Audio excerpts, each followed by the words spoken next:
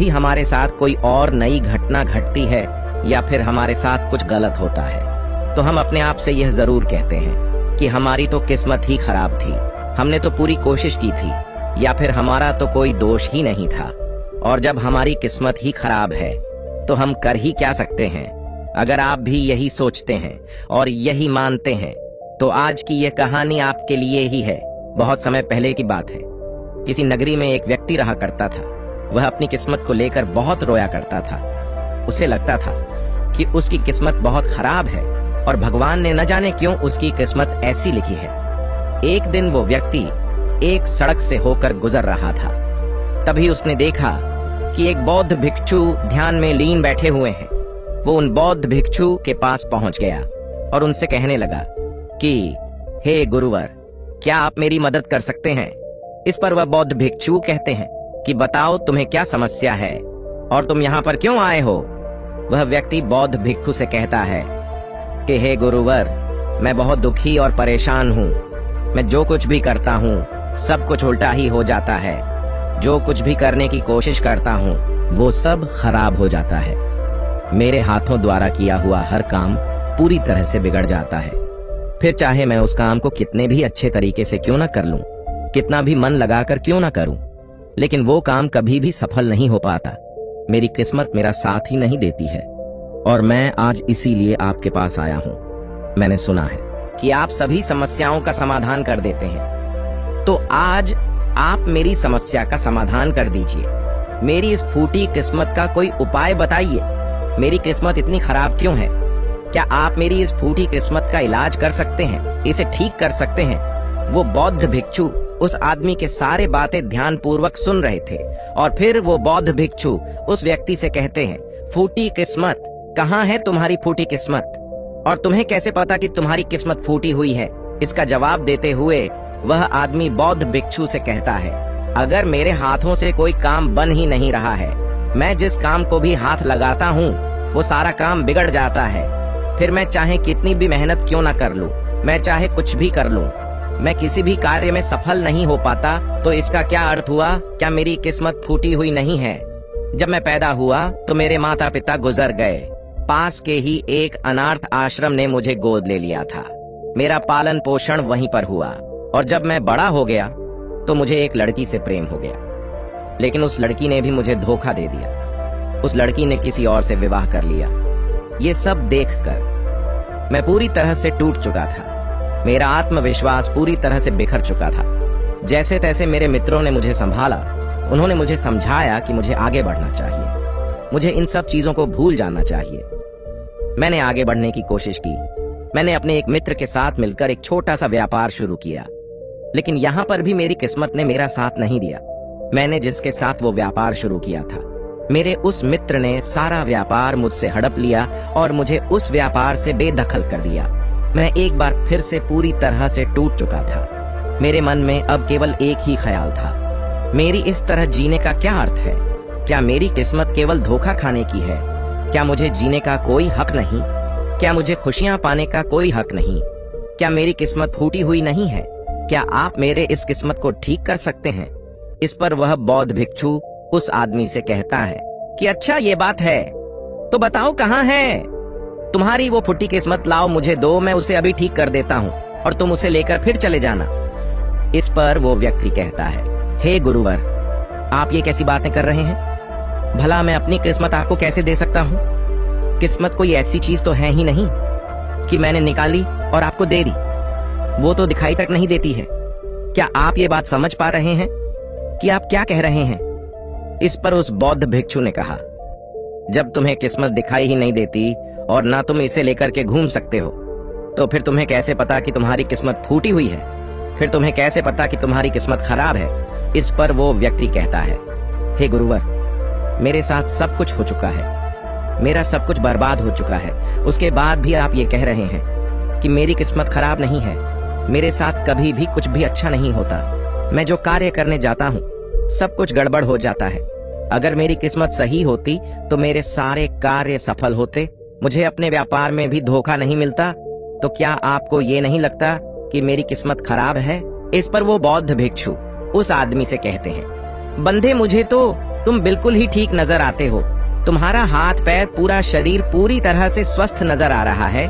तुम अभी भी ठीक हो, चल फिर रहे हो, जीवन जी रहे हो, सांस ले रहे हो, और तुम अभी तक मरे भी नहीं हो। तो फिर तुम्हारी किस्मत कैसे खराब हो सकती है? यदि तुम्हारी किस्मत खराब होती तो तुम बीमार होते, या फिर तुम्हारे शरीर का कोई अंग पूरी तरह से काम नहीं कर रहा होता, या फिर तुम्हारे शरीर का कोई अंग होता ही नहीं, या फिर हो सकता है कि तुम मृत्यु को भी प्राप्त हो गए होते। लेकिन जहां तक मैं देख पा रहा हूं, ऐसा तो कुछ भी नहीं है। फिर तुम कैसे कह सकते हो कि तुम्हारी किस्मत खराब है? इस बार वो व्यक्ति झलाकर बौद्ध भिक्षु से कहता है, हे गुरुवर, लग रहा है आपको मेरी बात समझ में नहीं आ रही है। मैंने आज तक जो भी कार्य करे हैं, उन सभी कार्यों में जो भी पूंजी मैंने लगाई है, वो सब कुछ डूब चुकी है, नष्ट हो चुकी है। और उसके बाद मैंने जो कर्जा लिया था, उस कर्जा का पहाड़ मेरे ऊपर है। सारे कर्जदार मेरे घर खड़े रहते हैं कर्जा लेने के लिए, और मुझे धमकियां देते रहते हैं। उन सभी ने मिलकर मेरा घर मुझसे छीन लिया, क्योंकि मैं उनका पैसा उन्हें वापस नहीं लौटा सका। और इतना ही नहीं, वो लोग अभी भी मेरे पीछे पड़े हुए हैं कि मैं उनका पैसा लौटा दूं। लेकिन जिस व्यापार में मैंने वो पैसे लगाए थे, वो व्यापार तो किसी और ने हड़प लिया। और जब मैं अपने उस मित्र से पैसे मांगता हूँ, तो वो भी मुझे पैसे देने से इनकार कर देता है। अब आप ही बताइए, मैं उनका कर्जा कैसे लौटाऊं? मैं भला कहाँ जाऊं? अब मेरे पास तो कोई घर भी नहीं बचा। तो फिर इन हालातों में मैं ये कैसे कह सकता हूँ कि मेरी किस्मत सही है? इस पर वो बौद्ध भिक्षु उस व्यक्ति से कहते हैं कि अच्छा ये बात है, इसका मतलब कि समस्या बहुत गंभीर है। तभी वो व्यक्ति कहता है, हाँ बिल्कुल सही, अब आपने बिल्कुल सही समझा है। मैं इस समय बहुत ही दुखी हूँ। मैं अपने जीवन के बहुत ही बुरे दौर से गुजर रहा हूँ। मेरा हालत अब मेरे काबू में नहीं है। अब आप ही मेरा आखिरी सहारा है। कृपया करके मुझे कोई उपाय बताइए। इस पर वो बौद्ध भिक्षु उस व्यक्ति से फिर कहता है कि ये तो अच्छी बात है कि तुम जीवित हो, और तुम्हारी किस्मत अच्छी है कि तुम अपने इन हालातों का सामना करने के लिए जी रहे हो, और तुम अपने इस जीवन की समस्याओं का हल भी कर सकते हो। इस पर वो व्यक्ति दुखी मन से कहता है कि हे गुरुवर, लगता है अभी भी आप मेरे बात समझ नहीं पाए। इस पर वो बौद्ध भिक्षु उस व्यक्ति से कहता है कि नहीं, मैं तुम्हारी बात को अच्छी तरह से समझ चुका हूँ, लेकिन तुम मेरी बातों को नहीं समझ पा रहे हो। इतना कहकर वह बौद्ध भिक्षु उस व्यक्ति का हाथ पकड़कर एक नदी के किनारे ले जाता है, और उस आदमी से कहते हैं, तुम जरा इस नदी को ध्यान से देखो, तुम्हें क्या दिखाई दे रहा है? वो आदमी कहता है कि नदी जोरों से बह रही है, इसका बहाव बहुत तेज है। तब वह बौद्ध भिक्षु उस आदमी से कहते हैं कि यदि मैं किसी पेड़ का एक पत्ता इस नदी में गिरा दूं तो वो किस दिशा में बहता हुआ जाएगा? वह आदमी कहता है कि हे गुरुवर, जिस दिशा में नदी बह रही है, ठीक उसी दिशा में वो पत्ता भी चला जाएगा। तब वो बौद्ध भिक्षु उस आदमी से कहते हैं कि बिल्कुल सही कहा है तुमने। अब बताओ मुझे कि इस पत्ते की किस्मत किसके हाथों में है? इस पर वो आदमी कहता है, हे गुरुवर, उस पत्ते की किस्मत इस नदी के हाथों में है। वह जहां चाहे इसे बहा कर ले जा सकती है, क्योंकि इसका बहाव बहुत तेज है।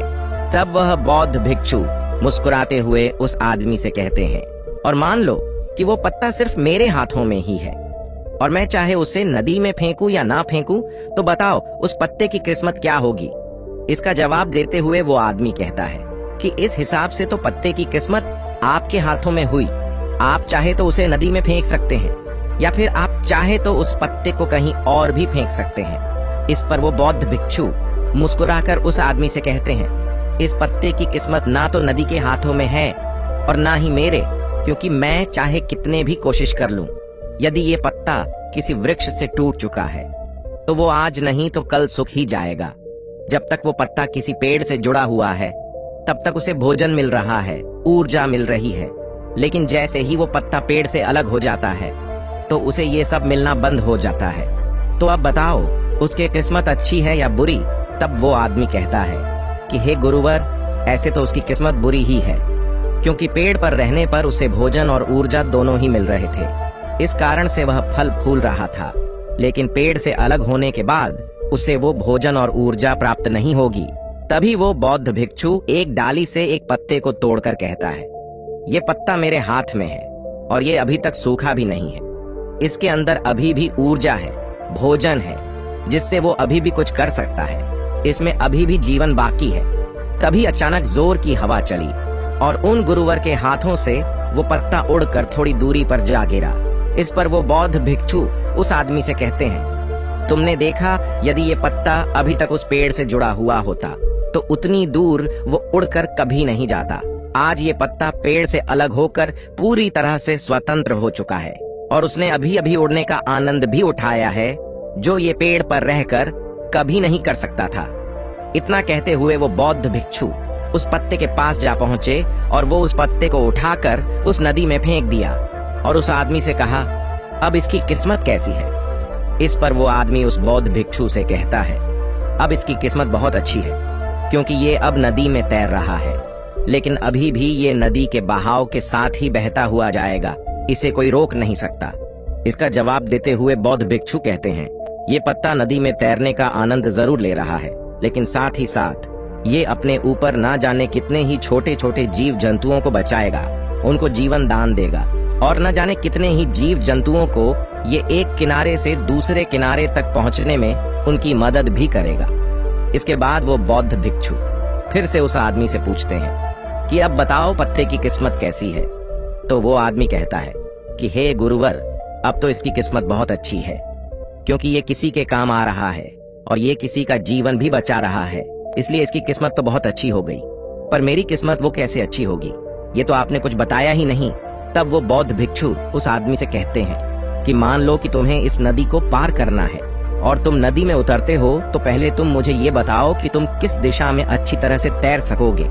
इस पर वो आदमी जवाब देते हुए कहता है कि गुरुवर, जिस दिशा में नदी बह रही है उसी दिशा में तैरना आसान होगा और मैं उस दिशा में आसानी से तैरता हुआ चला जाऊंगा। उस आदमी की ये बातें सुनकर बौद्ध भिक्षु कहते हैं, और यदि मान लो कि तुम्हें इस नदी के बहाव के विपरीत दिशा में तैरना हो, तब तुम क्या करोगे? क्या तुम्हारी किस्मत तब भी अच्छी होगी? तब वो आदमी कहता है कि नहीं गुरुवर, तब तो मुझे और ज्यादा मेहनत करनी पड़ेगी, तब मेरी किस्मत भला अच्छी कैसे हो सकती है? उस आदमी का यह जवाब सुनकर वो बौद्ध भिक्षु उस आदमी से कहते हैं, और यदि मान लो कि तुम्हारे हाथ पैर नहीं है और फिर भी मैं तुम्हें कहूं कि तुम इस नदी की विपरीत दिशा में तैरकर अपने लक्ष्य तक पहुंचो, तब तुम्हारे मन में क्या ख्याल आएंगे और तुम्हारी किस्मत कैसी होगी? इस पर वो आदमी कहता है कि हे गुरुवर, अगर मेरे हाथ पैर ही नहीं होंगे तो मैं विपरीत दिशा में तैरकर अपने लक्ष्य तक कैसे पहुंचूंगा? अगर मेरे हाथ पैर सही सलामत होगी तो हो सकता है कि मैं विपरीत दिशा में तैरकर अपने लक्ष्य तक पहुंच जाऊं, भले ही उसमें समय थोड़ा ज्यादा लगे, लेकिन यदि मेरे हाथ पैर ही नहीं होंगे तो भला मैं कैसे पहुंचूंगा? तो ऐसे में मेरी किस्मत तो और ज्यादा बुरी होगी।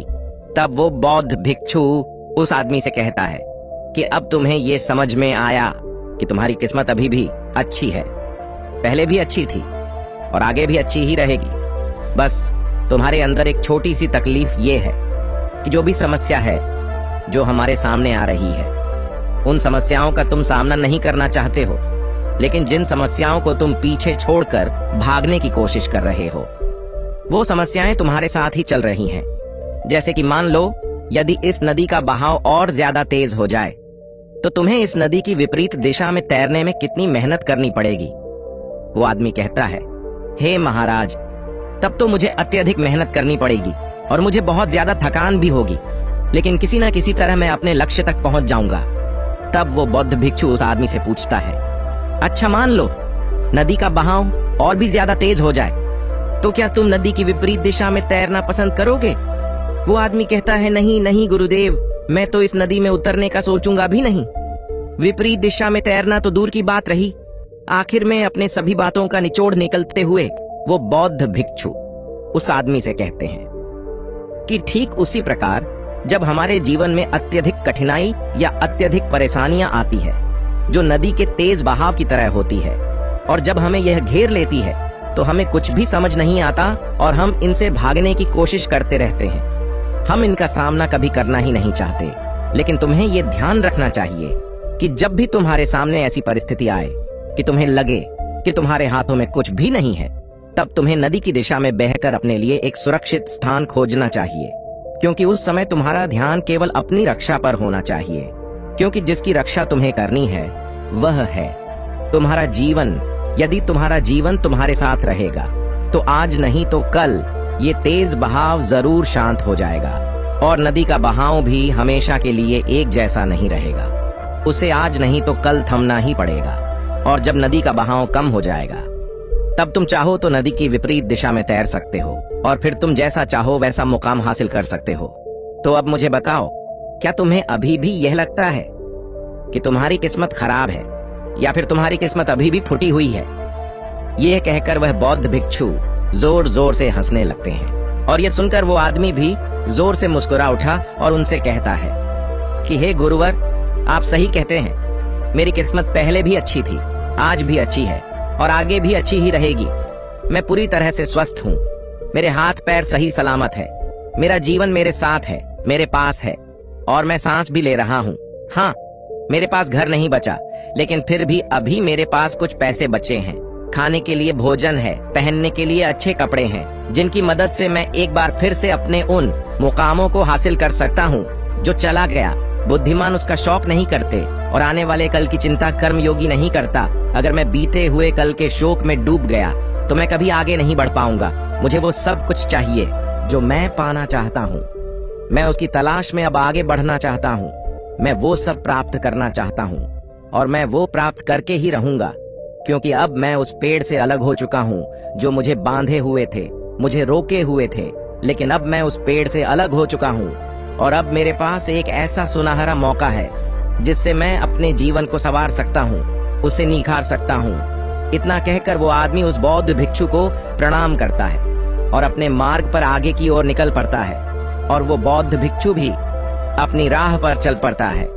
तो दोस्तों, आज के वीडियो में बस इतना ही। उम्मीद है आपको यह वीडियो पसंद आई होगी।